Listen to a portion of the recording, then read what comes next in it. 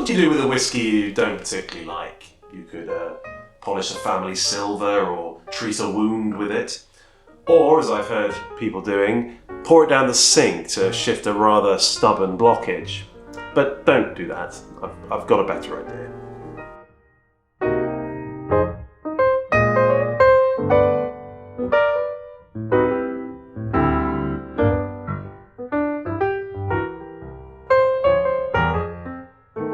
So I wasn't far into my whiskey journey, and it is a journey, when I came across Benromach 10. It just had its rebrand, and so I bought a bottle with very high hopes. And I hated it. It wasn't sweet. It didn't have any of those honey or butterscotch notes that I wanted at the time. It was a little bit astringent. It wasn't really what I was after. And I was short of space and didn't really have anywhere to keep it, so I just sort of shoved it in an old wine box that I had and put it away and never really thought about it again, for a while at least. And then I moved house and I took it with me, and my collection grew and my shelves grew, and I tried many more whiskies and bought more bottles, and the Benromach sat there untouched on the shelf for a very long time. And of course, like every whiskey enthusiast, I then got quite interested in Springbank, as we all do, and wanted to get my hands on a bottle of that, which I did, and I liked it. But the problem was it was very hard to come by. To get a second bottle it was very difficult. So I started looking for alternatives, and someone said, well, actually, Benromach 10 is very much an alternative to Springbank. It's Speyside's answer to Springbank, they said. And most importantly of all, you could get hold of it. You could actually try the stuff. And then I remembered that I had a bottle on my shelf. I had a bottle of this 10-year-old that I bought a long time ago, right at the beginning of getting into whiskey. And I cracked it back open again. And I gave it a try. And this time, I really liked it. It completely changed.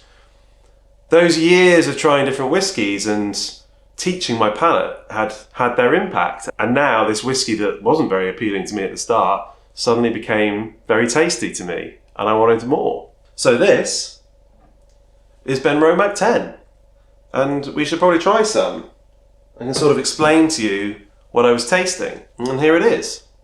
So on the nose, you get a sort of ashy peat note. It's not overly powerful or pungent. It's quite soft, and it's more ashy than it is vegetal, like the Isla peats are, for example.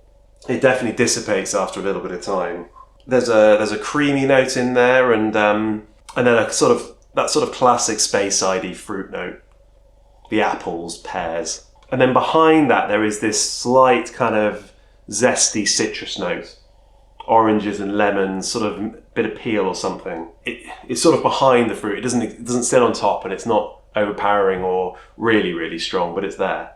Considering that this has got a degree of sherry maturation, it's not very powerfully sherried. I'm not getting those usual sherried notes of currants and dark, currants and dried fruits and things like that. Let's give this a try. On the palate, you get this kind of fruity light thing going on. It's not particularly heavy, and there's a reason for that, which we'll go into. It's savoury. It's a very savoury whiskey, that smokiness, and there's that slight kind of funk that I suppose is why people compare it to Springbank. It's got a slightly kind of industrial nature to it. But that's a good thing. It's interesting. It's not straightforward. It's a touch challenging, which is good when you're branching out in whiskey. There are some spices in there as well. You sort of as a quite a strong pepper note, I would say. It does not need any water. I really don't think it does. Adding water to it just takes away from it because of its low ABV, and that is a problem with this. It boasts pretty decent credentials. It hits two of the Holy Trinity in that it is natural colour, it is non-chill filtered, but it is only 43%, and unfortunately you can taste that in it. And I implore Benromach to do something about that, because if this was 46%, it would lift it up so much. It would give that extra layer of depth, of mouthfeel, of complexity that would turn it from being a good whiskey, a solid whiskey, into something really good. What I can say about Benromach is they offer a variety of whiskies at varying different ABVs, and some of them are fantastic. They're really, really good. But I just wish this core range was offered at 46%. The 15 I've got here as well, this is also 43%. It's another really, really good whiskey, but again, would benefit from being that extra 3% of ABV, and you would just get that extra heft from it as a result.